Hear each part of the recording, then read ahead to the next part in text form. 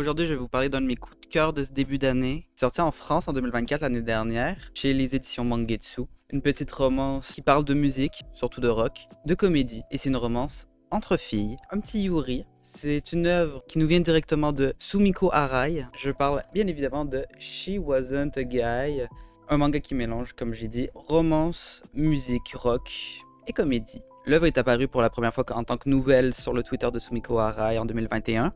Et c'est ensuite devenu une série hebdomadaire en 2022 sur le site de Pixiv Comics. Si vous savez pas c'est quoi Pixiv Comics, c'est un site de publication japonais pour les artistes indépendants. Et en 2023, c'est devenu une vraie série de manga qui compte actuellement 3 tomes au Japon et seulement 2 tomes en France et au Québec du coup. Ne vous inquiétez pas, le tome 3 il arrive bientôt, 1er juillet, j'ai hâte, je suis impatiente. Sortez-le vite Mangetsu s'il vous plaît. Et pourquoi j'ai envie de parler de ce manga là aujourd'hui? C'est justement parce qu'ils ont annoncé il y a un peu plus d'une semaine qu'il va y avoir un animé sur le sujet. J'ai très hâte. Et du coup, de quoi ça parle au final She Wasn't a Guy? Pour faire simple sans spoiler, c'est l'histoire de Aya, qui est une jeune fille qui est fan de rock, qui découvre dans son quartier qu'il y a une petite boutique de disques, un disquaire en gros, et rentre pour sa pure curiosité et son fanatisme du rock à l'intérieur, et tombe sur un beau jeune disquaire.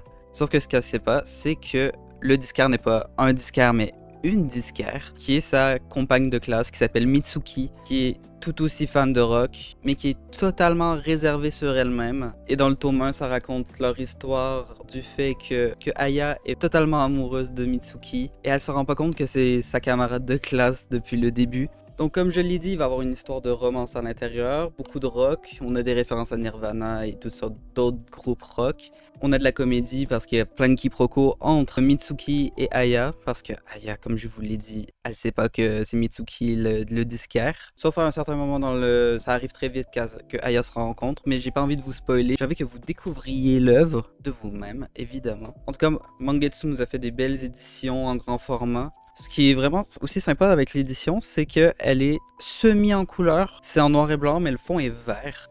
Exactement comme les couvertures, ça ressemble exactement à la même chose à l'intérieur. Vous allez voir, c'est aussi des petits sketchs pas très longs, à cause que justement à la base c'était des nouvelles sur Twitter, donc il fallait que ça tienne en 4 cases. Donc c'est vraiment un manga assez épisodique. Ça plaît pas à tout le monde les mangas épisodiques, comme j'ai pu le dire dans ma dernière vidéo sur mon achat manga ou quand j'ai parlé de Komi cherche ses mots. Ça plaît pas à tout le monde les mangas épisodiques. Et pour ceux qui savent pas d'ailleurs c'est quoi un manga épisodique, parce que je dis ça mais peut-être que vous le savez pas. Un manga épisodique c'est juste un manga qu'on peut lire un chapitre et si tu manques un chapitre c'est pas grave, tu peux continuer l'histoire même s'il te manque plein de bouts d'histoire. Il y a aucun problème à ce que tu puisses suivre l'œuvre au final. Ce manga en fait complètement partie, c'est totalement un manga épisodique, justement parce que c'était sorti sur Twitter, il fallait que ça tienne en 4 cases, donc les sketchs allaient très vite, de 4 cases en 4 cases. Au final, ça a très bien marché, les dessins sont super beaux, j'adore le style de couleur, l'histoire est attachante, marrante aussi.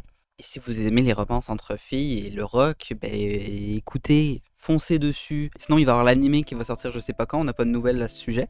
On sait qu'il va y avoir un animé quand, I don't know, il va y avoir un animé. En gros, vous pouvez vous taper les 2 tomes, sinon lire les scans, ce que j'aime pas, mais je vous ferai une vidéo pourquoi je n'aime pas les scans un jour, ou sinon vous attendez l'animé. Et moi, je vais attendre le tome 3 parce que j'ai très hâte de le lire. 1er juillet, chez les éditions Mangetsu toujours. Voilà, c'était une mini vidéo pour vous parler de ce manga que j'affectionne énormément depuis ces 2 derniers mois. J'espère que ça vous a plu. C'est la première fois que je fais une genre de critique de livres où je parle des trucs comme ça. D'habitude, je fais des achats manga ou des trucs dans le genre. Bref, je suis habitué à faire autre chose, pas des commentary dans ce genre-là.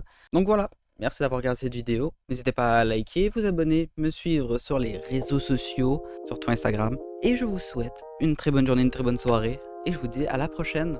Allez, ciao!